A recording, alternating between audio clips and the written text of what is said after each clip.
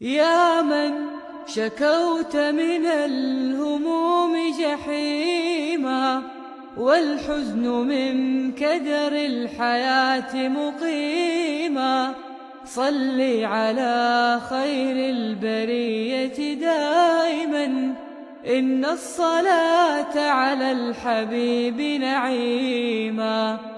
في محكم التنزيل ربك قد أمر، صلوا عليه وسلموا تسليما.